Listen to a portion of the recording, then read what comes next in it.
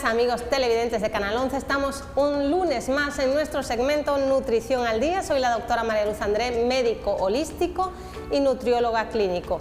El tema que nos ocupa es disbiosis intestinal. ¿Qué entendemos por disbiosis intestinal?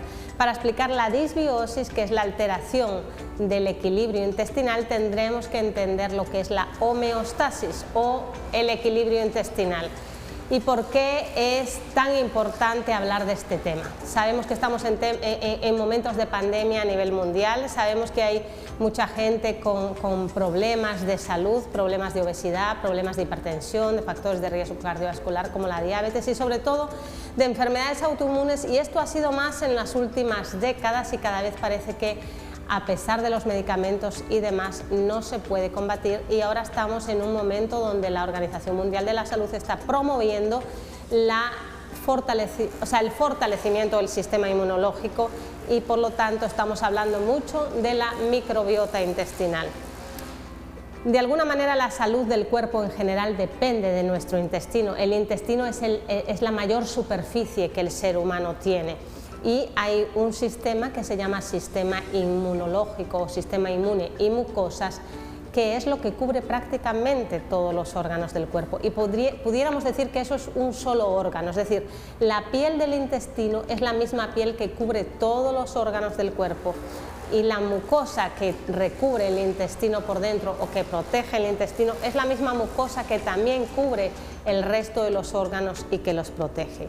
Y en todo esto influye la microbiota intestinal que estamos hablando. Cuando hablamos de microbiota intestinal, para que ustedes me entiendan, estamos hablando de bacterias, de hongos, levaduras, de virus, de protozoos y de arqueas. Es decir, un ecosistema que no somos nosotros, que no pertenece a nosotros, pero que vive con nosotros y que necesitamos convivir. Es como que en una casa usted alquila y vive con otra gente para poder pagar el alquiler. Pues no es su familia, pero usted tiene que mantener un equilibrio para tener salud mental en esa casa, ¿correcto? Pues esto es igual, nosotros vivimos con ellas y además ellos nos sirven porque esos microbios, ¿verdad?, que así los vamos a llamar al conjunto de bacterias, de hongos, levaduras, de virus, de protozoos y de arqueas, que es lo que compone en su mayoría nuestra flora intestinal y microbiota. En su mayoría estos microbios son los que nos defienden de los antígenos o de las sustancias agresivas a nuestro organismo. Entonces, además de la microbiota, también tenemos una mucosa, es decir, un moco, un mucus que recubre el endotelio, y también tenemos el endotelio. Estas tres partes, de alguna manera, la microbiota, formada por todo ese conjunto de microbios que ya hemos nombrado, el moco, el mucus, que tiene una función metabólica y una función de defensa y una función endocrina, ¿verdad? También de protección de todo el endotelio, y el endotelio del cual depende la permeabilidad en nuestra salud. El endotelio, que es ya lo que comunica directamente con la sangre o con el exterior. Esos tres componentes son los que van a determinar nuestra salud física, mental y por supuesto social también, porque cuando uno se encuentra bien para salir, para convivir, para crear, para tener sueños, para estar contento y para platicar. Y cuando uno se encuentra mal, ni que le cuenten un chiste, ¿verdad?, porque ni gracia le hace. Entonces, los determinantes de que esta microbiota se convierta en una microbiota inflamatoria o en una microbiota antiinflamatoria dependen en gran parte de nuestra madre, dependen de la salud de la microbiota de nuestra mamá, porque aunque antes se creía que el bebé vivía en un mundo estéril, la placenta ya comunica parte de las bacterias que van a formar parte del intestino del bebé y de toda su vida. Entonces, la alimentación de la mamá durante el embarazo, la flora que tiene su mamá en su microbiota, en su intestino, es decir, una mamá con problemas intestinales, es posible que el bebé tenga problemas de colitis o problemas intestinales que van a producir probablemente una menor resistencia a las enfermedades. Nuestra flora se mantiene estable entre los 3-5 años hasta los 55 años de edad si nosotros la cuidamos. Y nosotros tenemos que cuidar esa flora a través de lo que comemos y a través de cómo digerimos esos alimentos. ¿Y cómo sabemos nosotros si esa flora está bien o está mal? pues si nosotros nos encontramos con problemas de salud, definitivamente la flora está mal.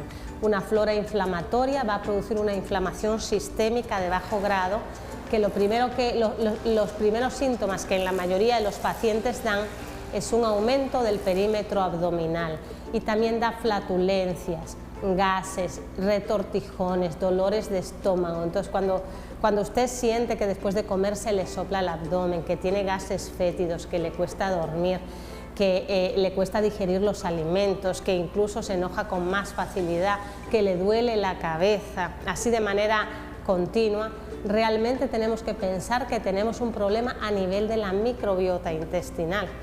Y nosotros, dentro de toda la gama de bacterias que tenemos, hay unas bacterias que son más importantes que otras en número, que esas son los bacteroides, los bifidus y otro tipo de bacterias que se llama faecalotaminas. Entonces estas son las que producen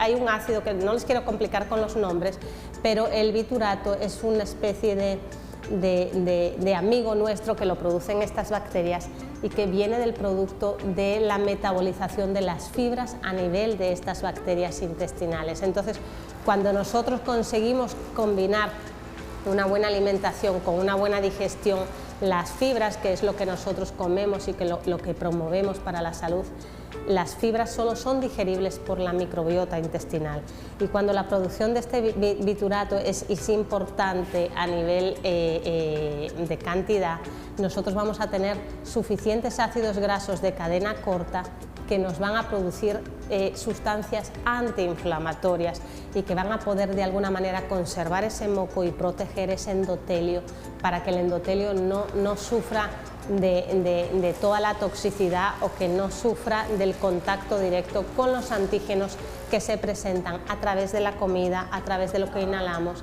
a través de lo que tomamos muchas veces. Entonces, para entender lo que es la disbiosis intestinal, teníamos que entender este proceso. Entonces, disbiosis intestinal es lo que se conoce popularmente como colitis o inflamación del colon, que siempre va a hacer que el endotelio de nuestro colon sea permeable. ¿Y permeable a qué? Permeable a las toxinas que están penetrando directamente en la sangre. Entonces, un intestino permeable va a contaminar la sangre y la sangre tiene que estar pura. Imagínense ustedes que están una pecera, todo el mundo conoce la pecera, ¿verdad? El pez de la pecera vamos a pensar que es nuestra célula. El contacto del pez es con el agua y a la pecera se le da alimento para que el pez coma, y el pez sus desechos los hace en el mismo agua donde come, ¿correcto? Por eso al pez se le cambia el agua, porque si no se le cambia el agua, aunque se le dé de comer, el pez se muere.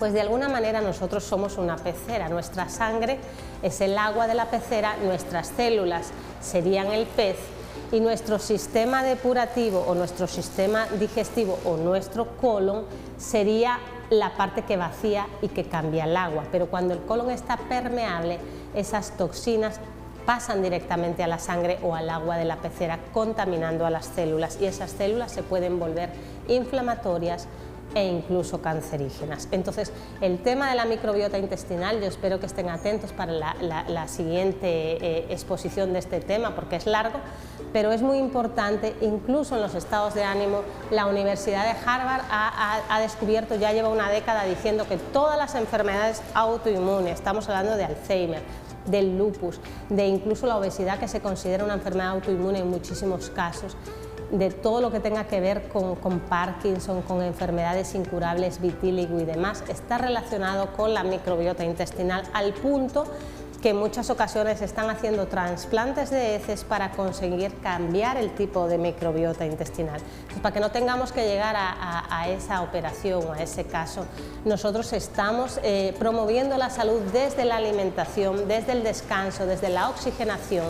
Y ustedes tienen que ir aprendiendo todos estos métodos, tanto de cocina como de masticación, y como de dejar los problemas, ¿verdad?, ahí, y no ponerles tanta mente, porque no podemos solucionar muchas cosas y tenemos que tener esa tolerancia, así como tendríamos que tenerla cuando convivimos con alguien, aunque no sea nuestra familia. Así tenemos que convivir con esta microbiota y entrar en una tolerancia de poder convivir y darles el alimento adecuado. De esta manera nos despedimos por el día de hoy en este programa. Todas las dudas que tengan, todas las sugerencias, les animo a que nos contacten vía Facebook, tanto a Tulipanes Spa como a doctora María Luz André, o vía Canal 11 en las redes sociales de este programa, este segmento de Nutrición al Día. Que tengan una excelente semana y muchas bendiciones.